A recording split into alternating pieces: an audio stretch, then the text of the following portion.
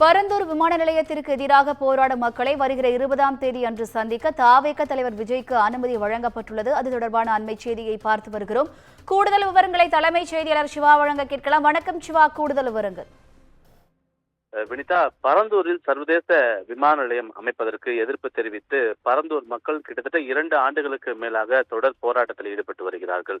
கிட்டத்தட்ட 13 கிராமங்களில் இருக்கக்கூடிய விளைநிலங்கள் இதன் மூலமாக பாதிப்புக்கு உள்ளாகிறது, ஏரி குளங்கள் எல்லாம் பாதிப்புக்கு உள்ளாகிறது என்று அவர்கள் தங்களுடைய போராட்டங்களை தொடர்ந்து முன்வைத்து வரக்கூடிய நிலையில இதற்கு பல்வேறு அரசியல் கட்சிகள் குரல் கொடுத்து வரக்கூடிய இந்த நிலையில தமிழக வெற்றி கழகத்தினுடைய தலைவர் நடிகர் விஜய் நேரடியாக பரந்தூர் மக்களை, விவசாயிகளை சந்திப்பதற்காக 20ஆம் தேதி அன்று பரந்தூர் செல்ல இருக்கிறார். அதற்கான அனுமதி என்பது ஏற்கனவே வழங்கப்பட்டிருக்கக்கூடிய நிலையில சரியாக காலை 11 மணிக்கு பரந்தூர் மக்களை நடிகர் விஜய், தமிழக வெற்றி கழகத்தினுடைய தலைவர் விஜய் சந்திக்க இருக்கிறார்.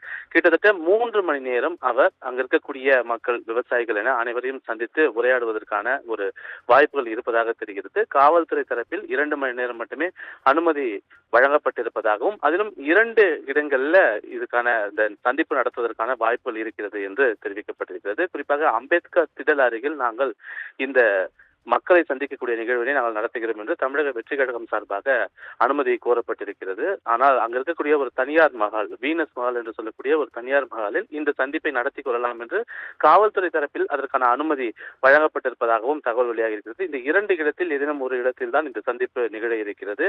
கிட்டத்தட்ட 3 மணி நேரம் இந்த சந்திப்பு நடைபெற இருக்கக்கூடிய நிலையில காலையே, அதாவது விடியற்காலை அல்லது அதற்கு முன்னாள் இரவே நடிகர் விஜய் அந்த பரந்தூர் பகுதிக்கு வருகை தந்து அங்க இருக்கக்கூடிய அவருடைய நண்பர் இல்லத்தில் தங்க இருப்பதற்கான ஒரு வாய்ப்புகள் இருப்பதாக தற்போது தெரிகிறது. என்றால் காலை வேளையில அந்த பகுதியாக செல்லும் போது டிராபிக், போக்குவரத்து நெரிசல் என்பது அதிகம் ஏற்படுவதற்கான ஒரு வாய்ப்புகள் இருப்பதாக தெரிகிறது. அதன் காரணமாக அவர் அதற்கு முன்னாலே நேரடியாக அந்த பகுதியில் சென்று அவருடைய நண்பருடைய இல்லத்தில் தங்குவதற்கான வாய்ப்புகள் இருப்பதாகவும் சரியாக 11 மணிக்கு மக்களை சந்தித்து அவருடன் உரையாட இருப்பதாகவும் தற்போதைய தகவல் கிடைத்திருக்கிறது. 3 மணி நேரம் அவர் பரந்தூர் மக்களுடன் உரையாடுவதற்கான வாய்ப்புகள் இருப்பதாக தற்போது தகவலாக வெளியாகி இருக்கின்றது. வனிதா,